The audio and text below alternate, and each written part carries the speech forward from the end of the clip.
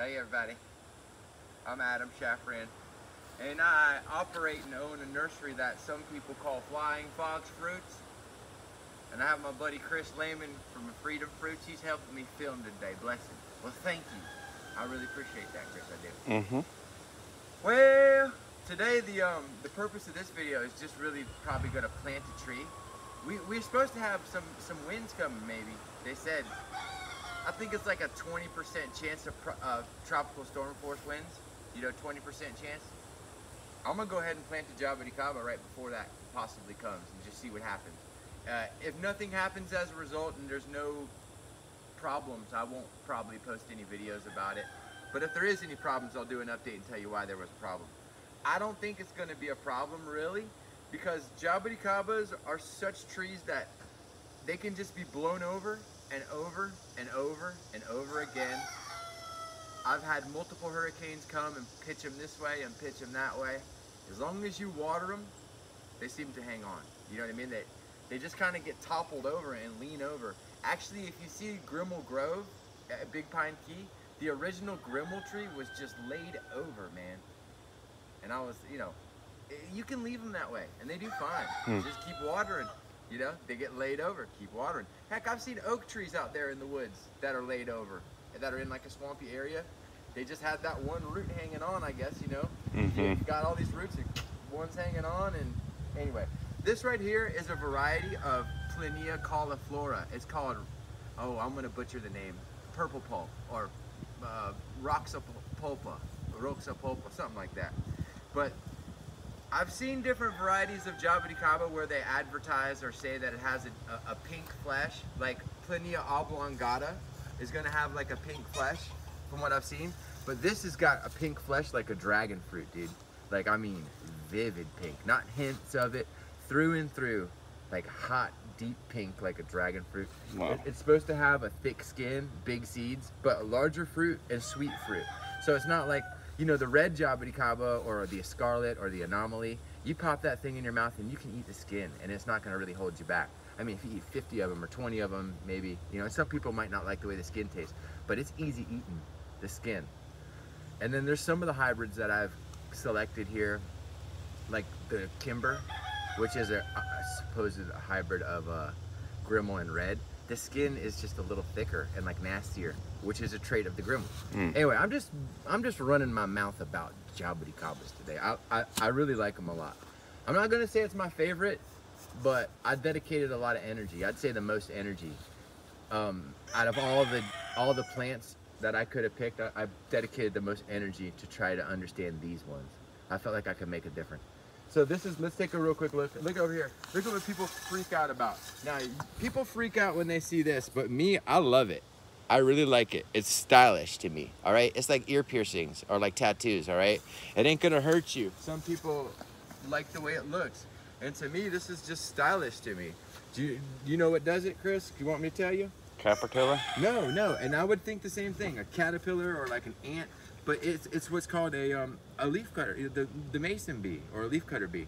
And I'll be going through sometimes, like there'll be like an old piece of plastic balled up or like some old pots, and I'll be digging through and you uncover and you'll see like tubes of leaves that have been cut, and they do their nest like these tubes of leaves. Yes. They come in and they chew off the new growth, and they don't do any real harm. It doesn't hurt anything. You know, it's just like, it's there and it's gone. It just kind of makes them look cool for a little while. So that you'll see that, look, they're hitting these. That just means there's healthy bees around. Look, this is another variety here that they hit. But this, don't panic about it. Don't get mad. It's gorgeous. I mean, in Florida it is. I guess in other countries like Australia, it can like devastate your tree probably. But I think the bee knows just how much to eat without hurting anything. Let's take a look at this tree over here, Chris. This is a little sugar apple seedling, Annona squamosa. And you know what I really like about sugar apples? Is that they'll fruit from seed in a 3-gallon pot in less than 3 years from seed. And look, it's got a little fruit on it. I think this is gonna be a purple one. It looks like a purple. I grow a lot of purples. Look, oh wait, well, that's actually the fruit on the logo when you see it. You know what I'm saying? Like, that is the purple sugar apple. Anyway, starting to hold that still there. And I just like the tree. I don't want to sell this one. I keep planting them because you plant enough and you get one that's a little different, and then people want it, and then you graft it. but I just keep growing them to see if I get anything unusual. Look at this here, Pack Chong. This is a sugar apple hybrid where they went and took, I believe, an Atemoya, which is already a hybrid of Annona cherimola and Annona squamosa, and hybridized it back to the sugar apple. So they back crossed it. Wow. So it had a little more of the sugar apple genetics, I believe. I could be saying this wrong, but this is what I understand, is they took a hybrid of the they took a hybrid of the cherimoya and sugar apple, the Atemoya, back crossed it to a sugar apple. And so this is a lot like a sugar apple. People will call this a sugar apple, but once you have a drop of cherimoya blood, you're done. You're Atemoya to me. So this is an Atemoya. And you know, it's a good fruit, but it's not my favorite fruit in the world. I eat them, but there's one there. And it's very productive. It's very sweet. It's productive. Let's see if there's any fruits. There's one over here. Another one over this way. See? Hanging on that one there. And then there's another one in here. Somewhere in here. Oh, heck. And you see the trunk on it at the base of the tree. It's a 25-gallon pot. And I think this tree right now, from the year it was grafted, is probably 8 years from grafting. Maybe 7. So it ain't that old.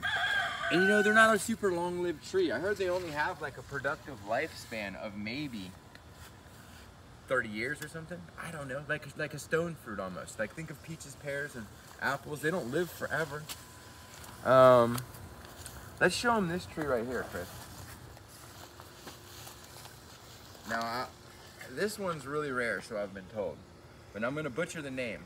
But it's called a Lecythis, or you know, Lecythis, L-E-C-Y-T-H-I-S, and that's akin to your monkey nut or monkey pot. So this is supposed to be a dwarf variety, and it came from a guy named Sadhu in Puerto Rico. He used to sell fruits, organicfarm.net. I got it indirectly from him. So this thing is like 6 or 7 years old. Wow. Yeah, it looks beautiful. It's supposed to be a dwarf. If it flowers, I'll go crazy. But yeah, try to show the trunk on it here. It's in a 25-gallon pot.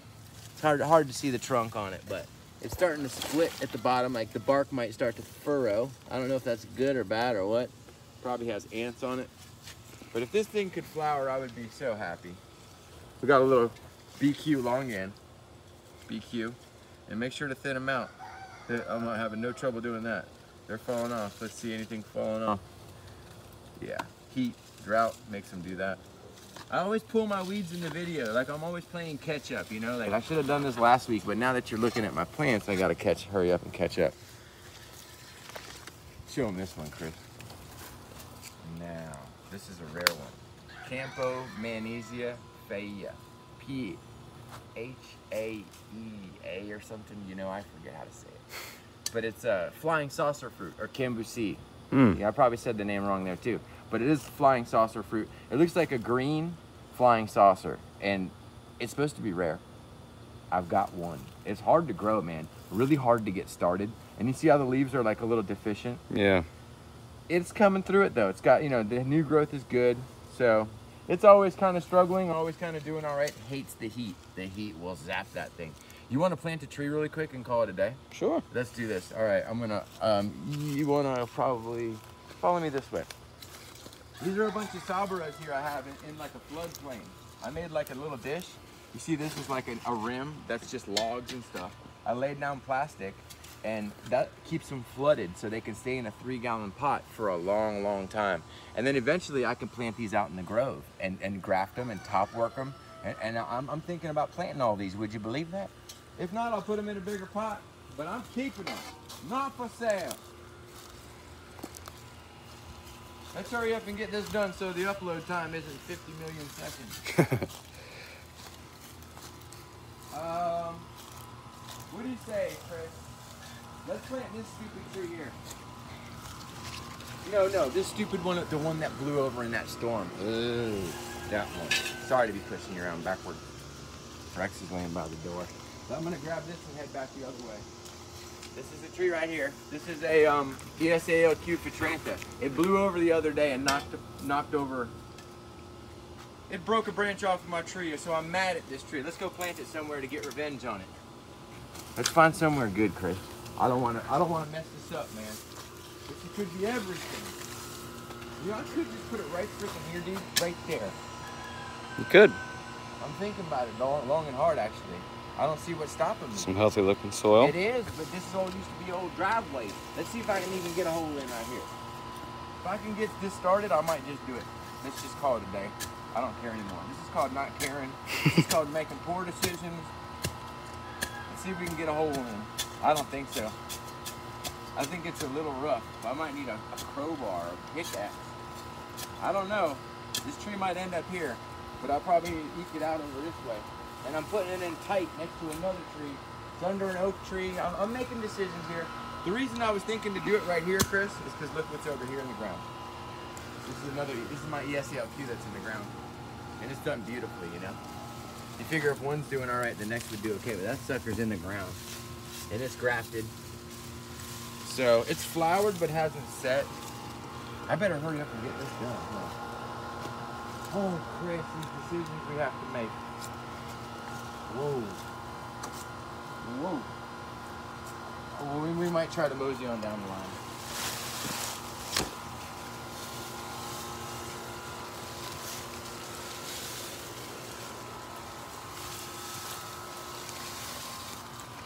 I'd put it right here. I don't care. I don't care. I don't care it. Will it go in? Dang, man, none of these spots are like, they're like, sorry, spot's taken. Root's here. Get out of my way, buddy. Room's taken. Well, this would be a nice little perch for it in here if I could get a dang shovel in. Chris, do you have dynamite we can use? I'm feeling lazy today. Oh, gosh. Might need another channel for that. We might need another video for this.